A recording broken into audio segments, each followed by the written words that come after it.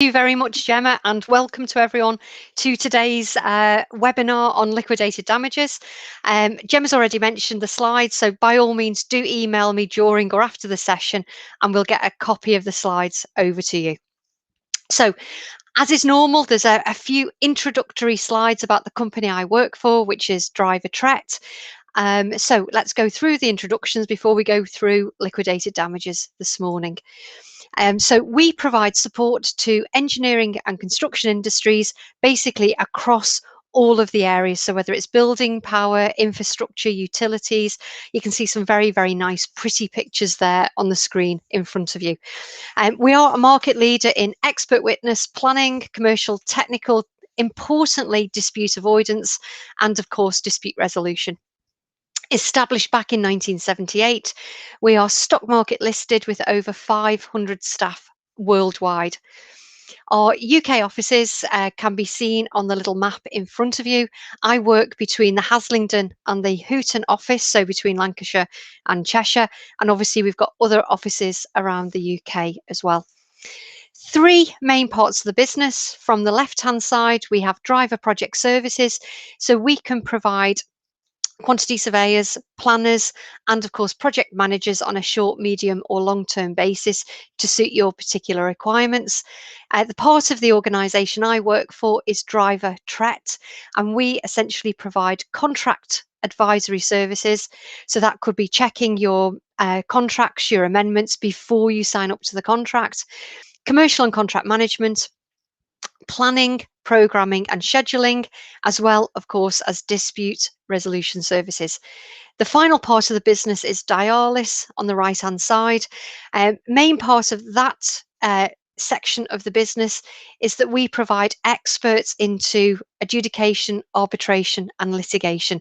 So that could be quantum experts, planning and delay analysts, or of course it could be technical experts as well. In addition, we can also provide adjudicators, arbitrators, and mediators.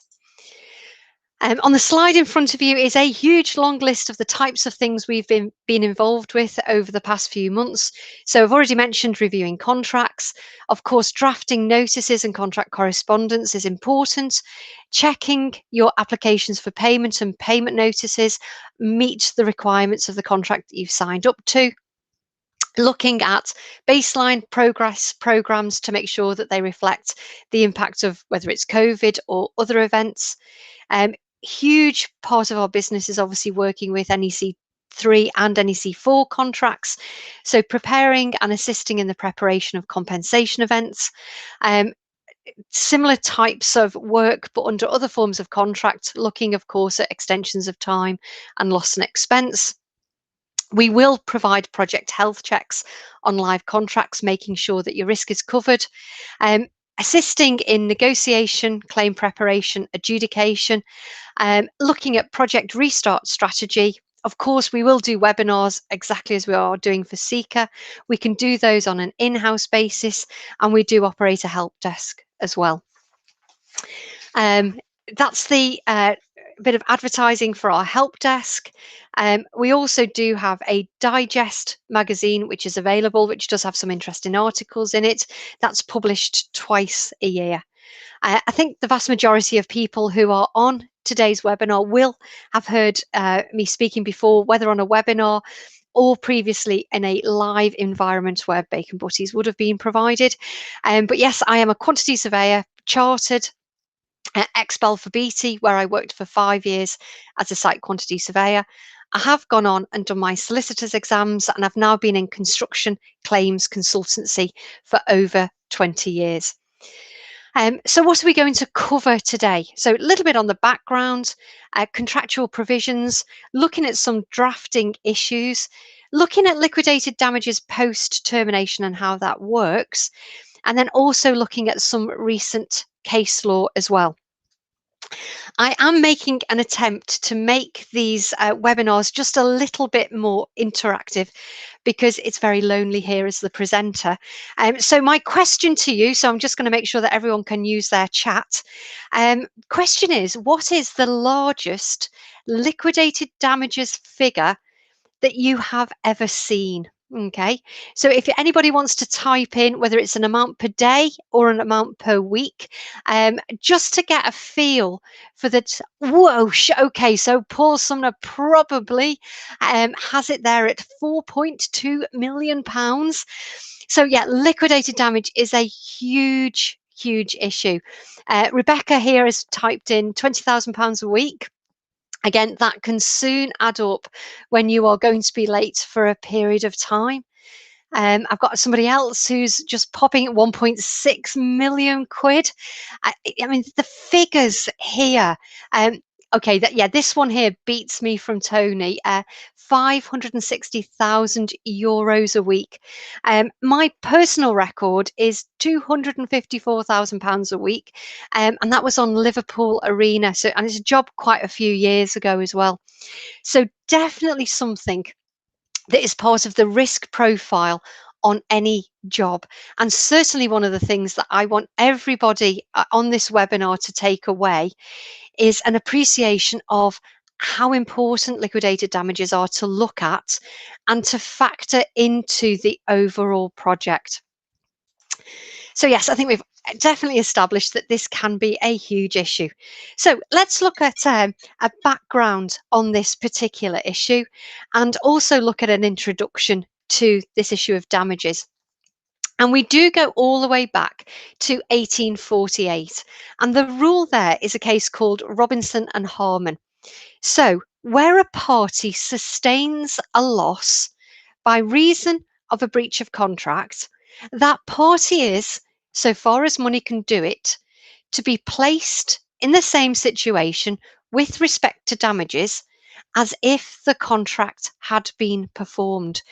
So, effectively, if we're talking today generally about an employer and a main contractor, the parties have agreed the completion date for a project, contractor finishes late, the employer is looking to be put into the same position they should have been in had the contract been performed.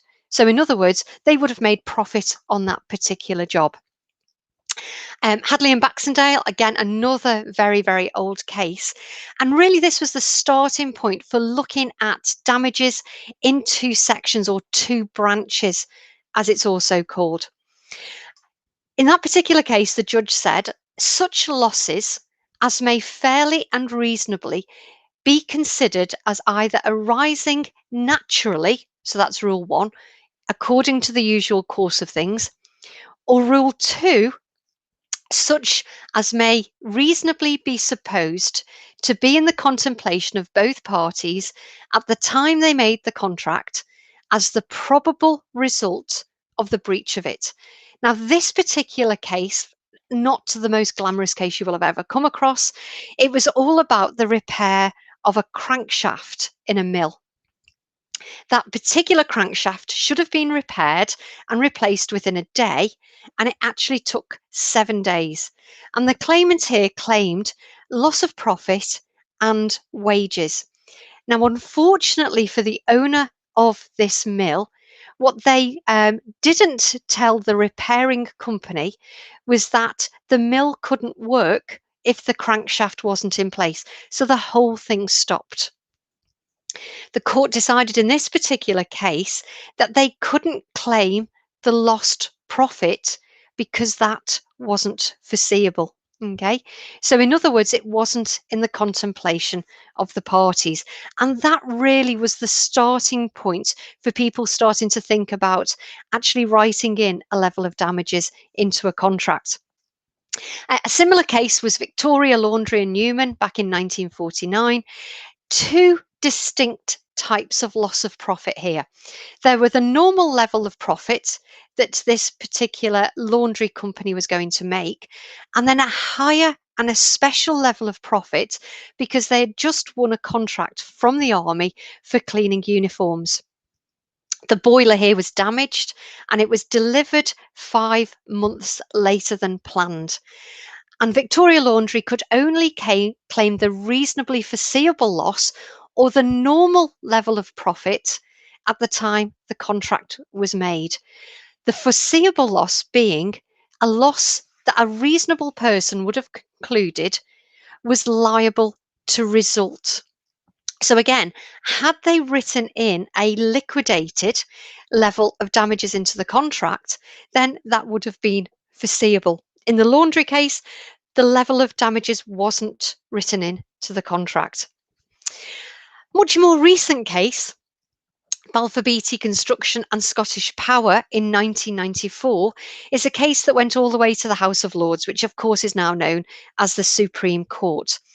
Scottish Power were providing power to Balfour Beatty's concrete batching plant, and Balfour Beatty were doing a continuous pour.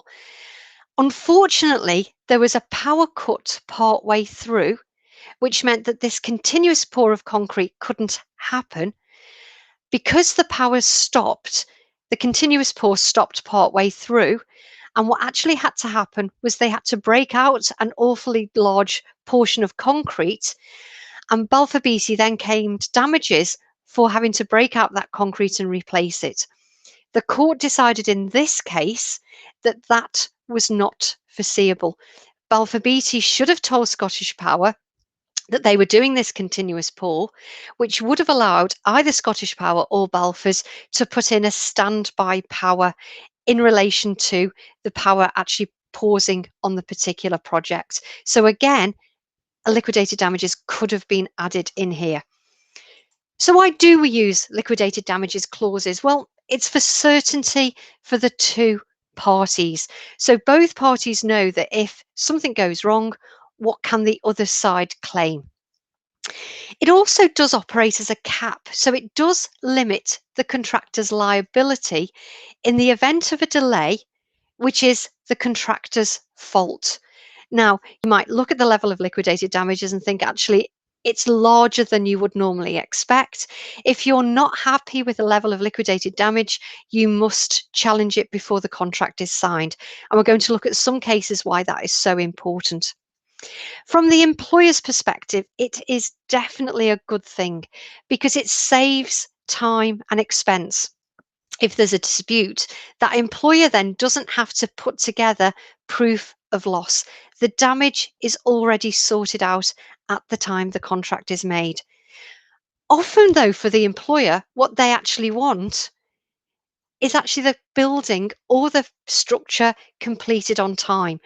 So the liquidated damages effectively stands there as a deterrent to the contractor against completing late on a project.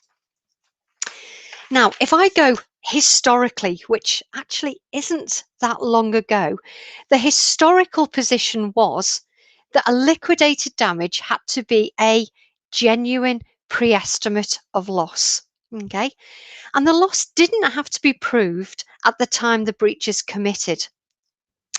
The liquidated damages clause historically was imposed automatically once the breach was established. So, in other words, once the contractor finished late. And that was definitely held in a case as recently as 1987. Historically, if the liquidated damages was a penalty, it would not have been enforceable. Now, I'm going to emphasize again, this is the historical position. This issue of penalties goes all the way back to 1914 and a case involving Dunlop Tyre and New Garage and Motor Company. And this is a very, very famous quote. The judge said, "It will be held to be a penalty if the sum stipulated for is extravagant and unconscionable in amount in comparison with the greatest loss that could conceivably be proved to have followed from the breach." So the position used to be that if it was a penalty, it wasn't enforceable, and it was a penalty if it was extravagant and unconscionable against the greatest loss that could have been proved. That's the old position. The new position was established in two cases that were held and decided back in 2015, and these were what are called conjoined cases. One of the cases involved the sale of a company, and we have Cavendish Square and L. Macdessie. So Mr. Macdessie agreed to sell a stake in a company to Cavendish Square, and the contract for the sale of the company provided that if Mr. McDessie breached certain restrictive covenants against competing, he wouldn't be entitled to, firstly, receive the last two instalments of the price for the shares, and also he could be required to sell his remaining shares to Cavendish effectively at a knockdown price. Mr. McDessie did go on and he breached these covenants. So, in other words, he set up a rival business. He argued that clause 5.1 and 5.6 were unenforceable because they were a penalty. It was held in this case that these provisions were not penalties and they were enforceable. So, in other words, under 5.1, he wasn't entitled to the last two instalments for payment for sale of the company, and also the remaining shares that he held, that Cavendish could buy them at a knockdown price. So we are no longer working on the Dunlop tyres test. We have a new test. And I've highlighted the relevant words.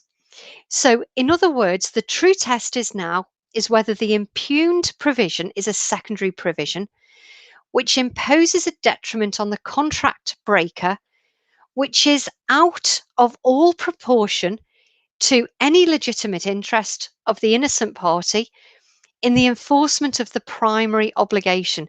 So, if the liquidated damages figure is absolutely ridiculous, then the courts may well strike it down. But it has to be out of all proportion to any legitimate interest. Now, I wonder whether anybody on the call, on the webinar today, has actually been in this position where they have received a parking ticket. They may have stayed longer in a car park than they should have done, because that's exactly what happened to poor Mr. Beavis in this particular case. Very strange to be talking about parking tickets when really you've joined this webinar to talk about liquidated damages, but it is absolutely relevant. And this case was conjoined with the L. McDessie case. So you may have heard of this particular organisation called Parking Eye.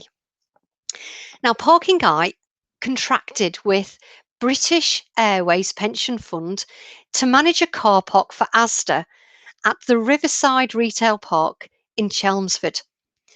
Mr. Beavis decided on a particular day that he would go shopping, and he overstayed. The car park that he parked in allowed for 2 hours free parking. He actually overstayed by 56 minutes. So he parked, he did his shopping, he left after 2 hours, 56 minutes. And a couple of weeks later, he received a letter in the post. And the letter said, you must pay £85 because you've stayed too long. But if you pay within 14 days, we will reduce the fine to £50. Mr. Beavis decided he was not going to pay. He decided that this was an unenforceable penalty, and how on earth could a parking space be worth £50 or £85 that was a free parking space? It is unbelievable that this particular case went all the way to the Supreme Court. You can imagine the costs of the solicitors and the barristers that were involved in this particular case. But essentially, the courts were actually overrun with parking related cases. And it felt as if all of these parking cases were put in a tombola. And Mr. Beavis's case just happened to be the one that was pulled out. So the courts were really overrun with this, and somebody needed to make a decision that would apply to all of the other cases. The Supreme Court decided here that both Parking Eye and the landowner, which is British Airways Pension Fund, they had a legitimate interest in charging motorists that stayed over the 2 hours, even though that figure that they'd put in extended beyond the recovery of actual or ostensible loss. It was held that the landowner's interest was for the provision and efficient management of customer parking for retail outlets. So, in other words, they wanted the churn to happen. They wanted motorists in and out quickly so that the motorists would go in, spend the money, and then leave. They didn't want people staying there for hours and hours because that would reduce the income for the shopping outlets.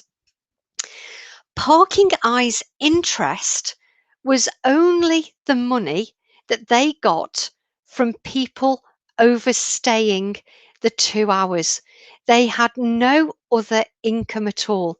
And the £85 or the £50 was essentially there to meet the running costs. Again, the courts emphasised that this was a legitimate scheme, but of course, it also did give them a profit margin as well. Parking Eye obviously had significant upfront costs in putting up signage and in also putting in place cameras to record people's number plates so that they could then send out the letters. And importantly, the charge was neither extravagant nor unconscionable when taking the legitimate charges into account, even though it wasn't an actual loss or a damage. Now, those two cases are not anything to do with construction, but they have been referred to in a number of construction cases since. So, the historical position was that the employer had to prove that it was a genuine pre estimate of the likely loss. The position now is that the employer simply has to be able to show that this is not a ridiculous level of damages. Okay, so the hurdle or the barrier is actually far lower than it used to be. Certainly, when I'm reviewing contracts and subcontracts now on this point on liquidated damages, the note I will write in is that it is highly unlikely that you can challenge a level of liquidated damages post contract. So if you are going to challenge it, it has to be done before you sign the contract. So, what do contracts say about liquidated damages? Well, I am aware that an awful lot of people who are on the call today will be familiar with NEC contracts. And of course, NEC contracts actually don't mention liquidated damages at all. They have their own term, which is delay damages. Importantly, delay damages only apply if secondary option X7 is selected in contract data part 1. I've given you there the relevant clauses in the contract. I'm not going to read those all through. The important things to watch out for essentially is that the delay damages are stated per day. And of course, they will only apply from the completion date. And if you manage to get an extension of time, obviously they will run from that later date. So again, if you've got a high level of liquidated damages, keeping an eye on your entitlement to an extension of time is very, very important.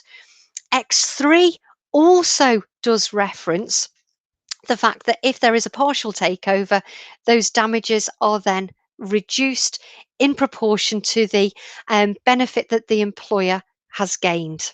Okay, so watch out for the fact that it's a level per day.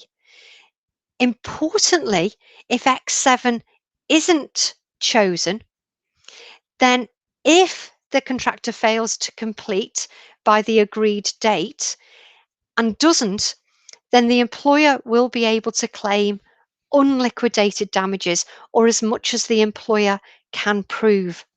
So if I'm working for a contractor or a subcontractor, my preference is to see that X7 is chosen, but that figure is as low as possible. So we do have a liquidated amount so that you know what happens in the event that you're going to be completing later than the original date.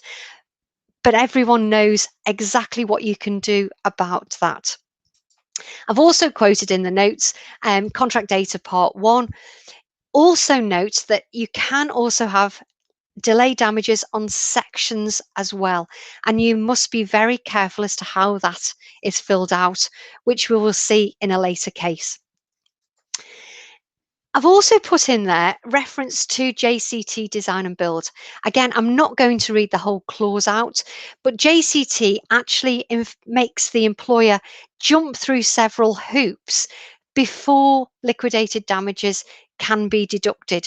There are 3 steps under a JCT contract. There has to be a non-completion notice. Secondly, the employer has to have written to the contractor to have said that damages are going to be deducted, and also there needs to be a payment notice or pay less notice in place before the damages can be deducted.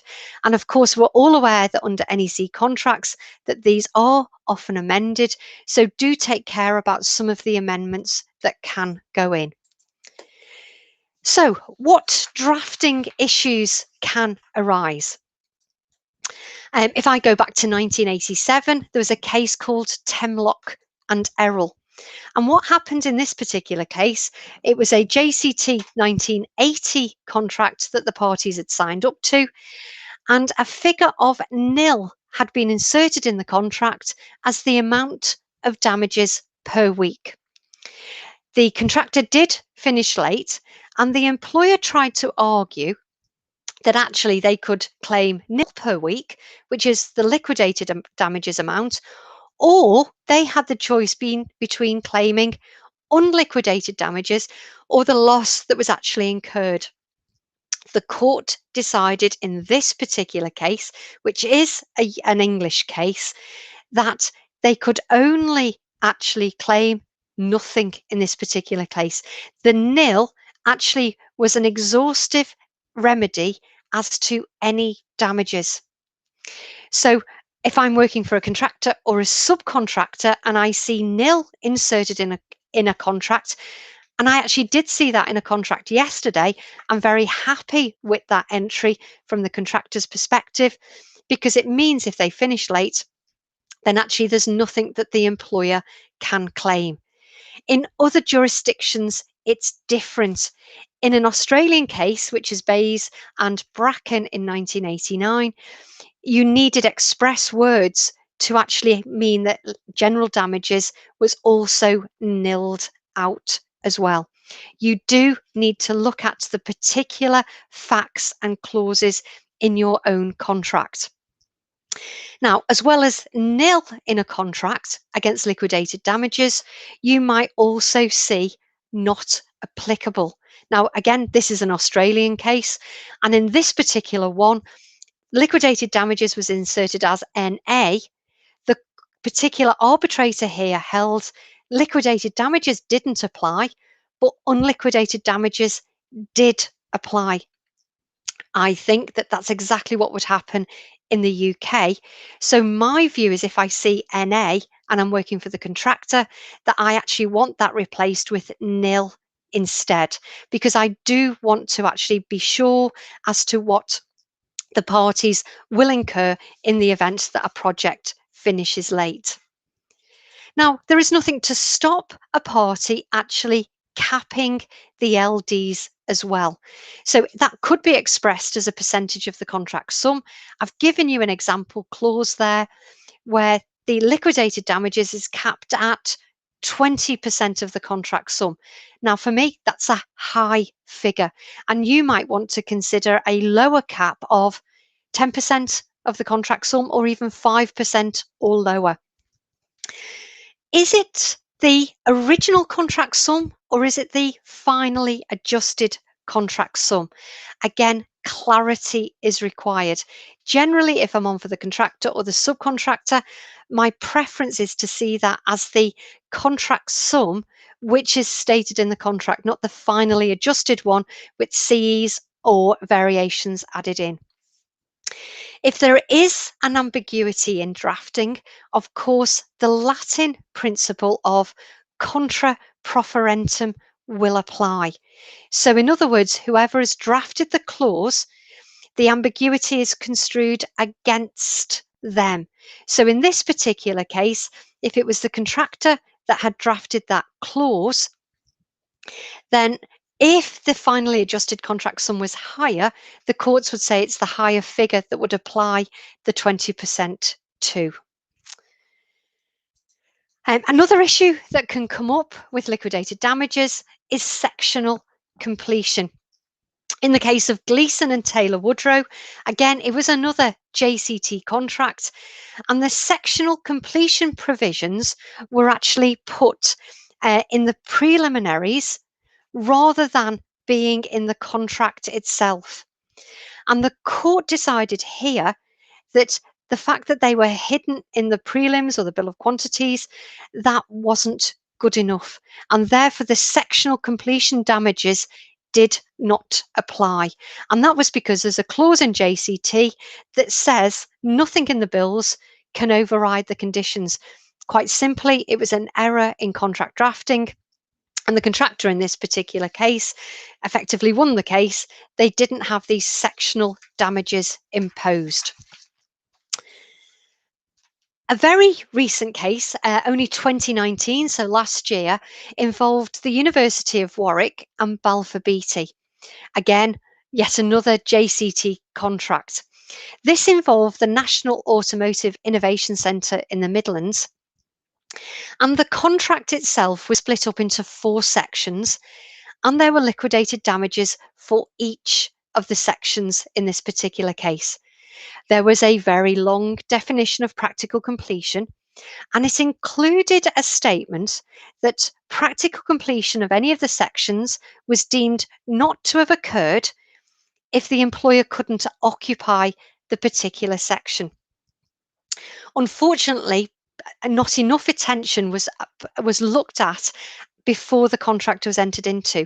And it was only after the contract was signed and when actually the project was a significant way along that Balfour Beatty realised that the liquidated damages were in effect inoperable because completion of any of the sections couldn't take place on its own. So, in very simple terms, electrical wiring ran through all 4 of the sections, and until the electrical works were actually completed and commissioned, none of the sections were completed at all. So Balfour Beatty quite simply said the liquidated damages provisions were inoperable, and so therefore you couldn't claim liquidated damages on any particular section. So no liquidated damages on the sections could be imposed at all. You could only have liquidated damages on the end date. This went to adjudication, and the adjudicator agreed that the liquidated damages provisions on the sections were inoperable and effectively crossed them out. And obviously, Balfour Beatty were very happy with that. The University of Warwick were not happy at all, and they took this issue to court. And they wanted a decision that Balfour's had signed up to this contract. The liquidated damages did apply for each of the individual sections. And quite frankly, it wasn't Warwick's fault that Balfour Beatty had signed something that was effectively impossible. They wanted the damages on each of the different sections running until each of the separate sections was completed. The judge overturned the adjudicator's decision and effectively said that the damages were operable. So if we had part 1 going from week 80, part 2 going from 84, part 3 going from 88, and part 4 going from week 90, the fact that Balfour Beatty couldn't actually finish the whole job until week 90, the damages could be applied from each of the earlier dates. The judge described this as a business common sense decision. Now, I have to say that I can argue this particular case both ways. The judge said the parties had agreed to sectional completion provisions, and if they were struck out, quite simply, all of those provisions were a waste of time. And the parties had agreed them, and therefore they should be imposed. Effectively, what they were looking for was contract certainty. So, again, for anybody who's on this webinar, what I would definitely advise is at tender stage that you do spend time looking at the different sections and making sure that you can actually finish the individual sections separately from all of the other sections. If you can't, challenge it at the time. So, on what grounds can you challenge liquidated damages? You could certainly try and argue that the breach that's happened isn't within the scope of the liquidated damages clause. That is difficult. Secondly, that the clause is invalid or void for uncertainty. If you're using a standard form contract such as NEC or JCT, that is also going to be difficult. The third one, non-compliance with a condition precedent. Now, that would certainly be something that I would look at under a JCT contract, but there isn't any condition precedent under an NEC contract. A fourth option is that the contract machinery is broken down. So, in other words, that the parties haven't operated the relevant clauses. Again, that is very difficult to argue. And it's only in a very, very small number of cases that that's been successfully argued. The final option is that the clause is a penalty. Now, remember, historically, that was obviously an option, but because of the Parking Eye case and the El McDessie case, this is now very, very difficult to argue. You would have to show that the amount that is stated in the contract is out of all proportion to the other party's legitimate interest. Something that has attracted recent what would I say attention from the courts more recently is how do liquidated damages work post termination. So again, I've got a bit of audience participation for you. The question I want to ask you here is, if the contract is terminated, can the employer carry on claiming liquidated damages after termination? So if you can type yes, if you believe that the liquidated damages continue to tot up, and no for the liquidated damages stop. Okay, so yes, liquidated damages do carry on after termination, and no for they effectively freeze and no further liquidated damages can be claimed. So I have I think I have 3 no's so far there. And see if anybody else has got any thoughts. So yes, if they continue after termination, and no, if they don't. I think the vast majority of people are saying that they don't continue after termination. Well, we are in a very, what I'm going to describe as a very foggy situation at the moment. If I go back to 2010, we've got somebody very, very sensibly saying it depends on the contract. I like that answer. Depends on the terms of the contract is also a valid option here. So, first case to have a look at, Hall and van der Heijden, 2010. It was held here that liquidated damages provisions did survive termination. So, in other words, yes, the liquidated damages provisions continued to roll if the contract is validly terminated for the contractor's default. The judge held, interpreting the contract in the way asserted by the contractor, and effectively said it would not be a common sense interpretation of this or of any construction contract. So, in other words, if liquidated damages did not survive, then a defaulting contractor could decide to abandon the works, bring the contract to an end, and that would mean that the contractor's exposure to liquidated damages effectively froze, and then the contractor would benefit from his own breach. So that was the position in a case in 2010. And we also had another case in 2010, which is Shaw and MFP Foundations.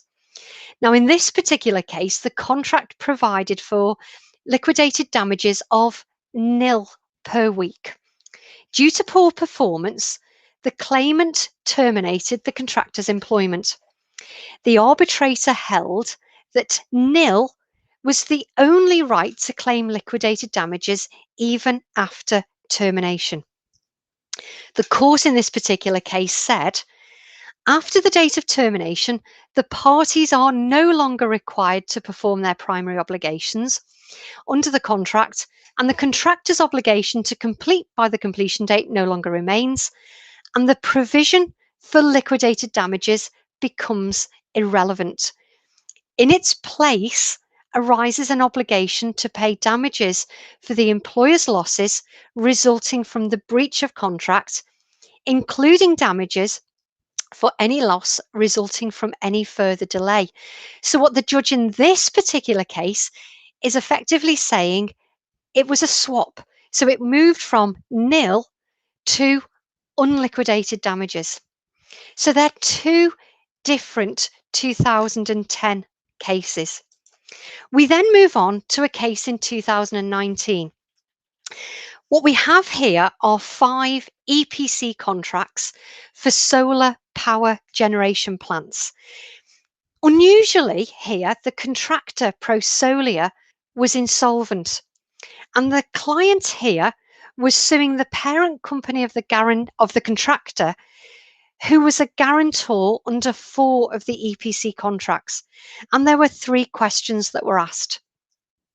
Number 1, were the liquidated damages enforceable, or were they a penalty?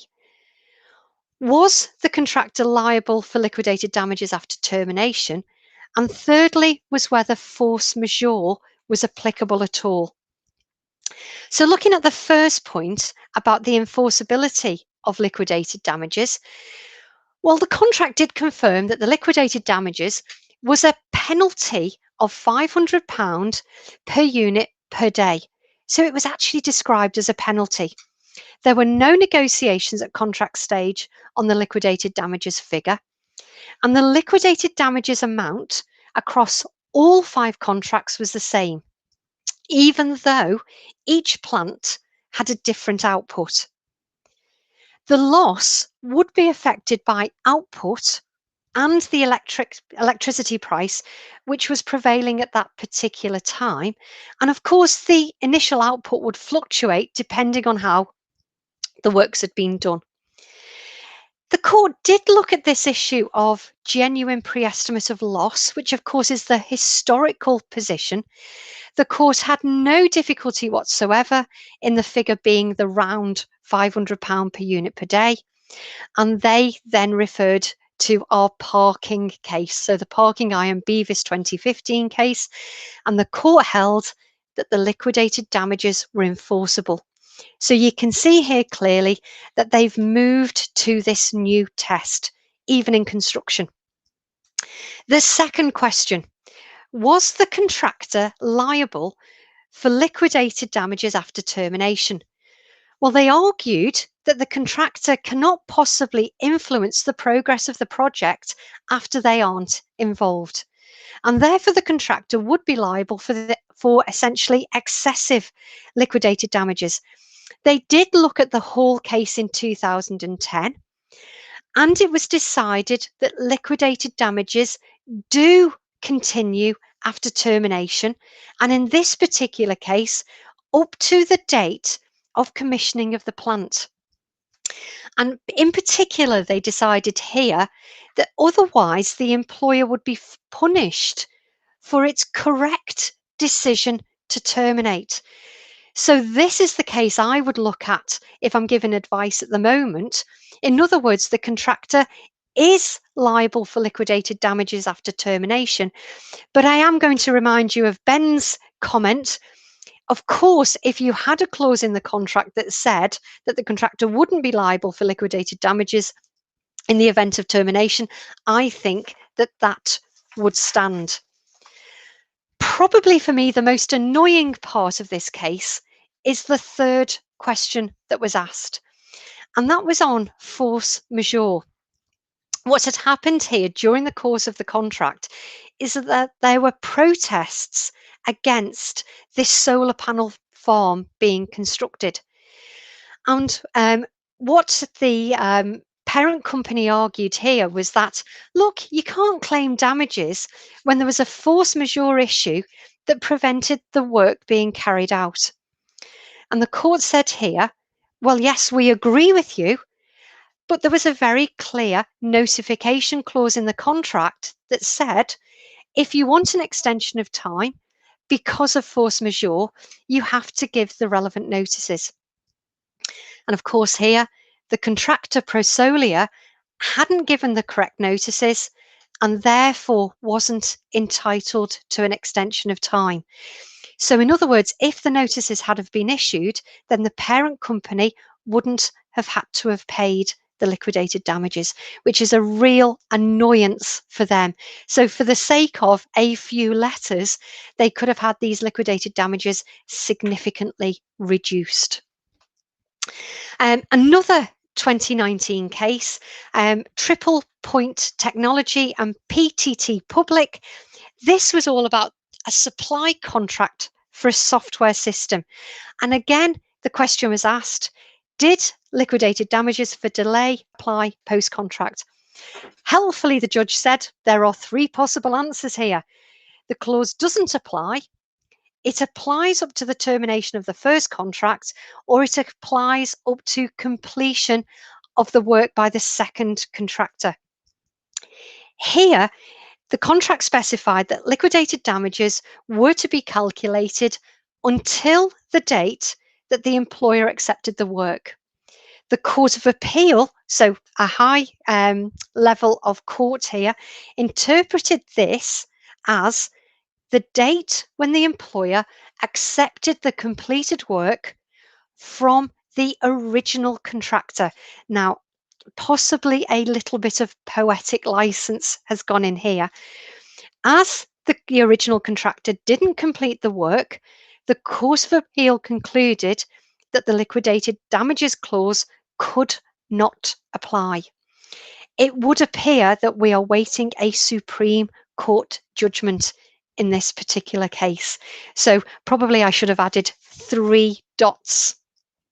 So we are still in a little bit of a state of flux. The 2019 Triple Point case is a court of higher authority. However, again, going back to Ben's point, it will turn on its own facts as well. Now, the last thing I want to cover in today's webinar would be subcontract liquidated damages. If I just ignore the NEC contract for a few minutes, normally the situation is that it is unusual for standard forms of subcontract to provide liquidated damages as a remedy for non-completion. And that's normally because, again, if we look at this historically, the calculation of a genuine pre-estimate of loss is difficult. Now, even if we move that historical position aside, deciding what level of damages to put into a subcontract is difficult. And so normally provisions are included in a contract that I would talk about. I'd give the analogy of a rolling snowball. So the employer rolls down a liquidated damages amount to a contractor, and the contractor then rolls down the hill to the subcontractor an unliquidated level of damages, but the subcontractor is aware of what the main contract damages are. Now, this can cause problems to main contractors because when you are on unliquidated damages, the contractor has to prove that the loss was actually incurred as a result of the subcontractor's breach. And when you're working on a job where you've got 10, 20, 30, 40 subcontractors, can you honestly say it was the fault of subcontractor X over all of the other subcontractors that they were the reason for the delay on the particular job? And of course, the main contractor also has a duty to mitigate as well. Well, a solution is to include a level of subcontract liquidated damages here. And that's what NEC3 and NEC4 subcontracts do, where you do undertake a calculation of loss for each subcontract package. And of course, this is far easier since the parking eye case. Now, again, I'm going to ask the audience at this point, bearing in mind that I appreciate that we do have main contractors and subcontractors on this webinar, do you generally use or do you generally accept subcontract liquidated damages yourselves? Have you got any contracts at the moment where you've actually written in subcontract liquidated damages, or you've accepted subcontract damages? So can I have a yes for yes, we do have subcontract liquidated damages, or a no for no, we don't have subcontract damages? We've got a few yeses being typed, and yes, both ways. So I would say most people are saying yes, but we do have a couple of no's. Again, whether you're a main contractor or subcontractor on the webinar, I would want you to be very clear as to whether it's unliquidated damages or it's liquidated or subcontract damages that have gone in. If you are writing in subcontract liquidated damages, if you're accepting them, 3 types of loss. You've got this main contractor's own cost of delays. You've got the main contractor's liability for liquidated damages or delay damages up the line. And then you've got the claims that arise from other subcontractors and suppliers as well. It is difficult to put this calculation together. There is an element of guesswork. I think the only point that I'm going to make here is that it is easier since the parking eye case to actually have higher levels. So if I'm talking to subcontractors, this issue of having a cap in the contract is more important. On the next slide, I've just confirmed here that this is how you would fill in the NEC3 subcontract, quite simply putting in a level of delay damages for completion of the whole of the subcontract works. And again, it's a figure per day that's inserted. A little bit more there on the last slide about passing down main contract damages. Again, it's very difficult to do that because you have to make sure that you can prove that that subcontractor was the critical cause of delay on the project. Okay, at 11:56, that pretty much concludes. There's another case there, but I will let you read that in your own time. That pretty much concludes what I wanted to say about liquidated damages today. Can I ask, has anybody got any questions that they want to ask at this point? I'm just going to have a flick down things that were inserted. I don't think that I saw any questions, but I am going to just check with Gemma. Gemma, have you seen any questions that I should be answering? No, we haven't had any pop up.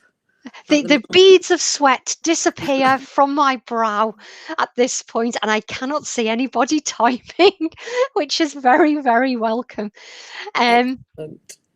Obviously, if I just go on to my final slide here, you do have my contact details. I would be delighted if anybody did want to contact me with a liquidated damages question. By all means, do that. I will be on the line for a couple more minutes, just watching out for anybody else who wants to type anything. You can see, obviously, my email address there if you want a copy of the notes. By all means, do get in touch. Obviously, we are about to hit the summer season in terms of webinars, but I have been in contact with Gemma and Guy already for the autumn season. Many exciting topics on their way, which I'm sure that everybody is very excited about, she says nervously. That's all from me. So anything else from you, Gemma? No, just a thank you again to Geraldine for another fantastic webinar, and hopefully everyone's found that useful, getting some thank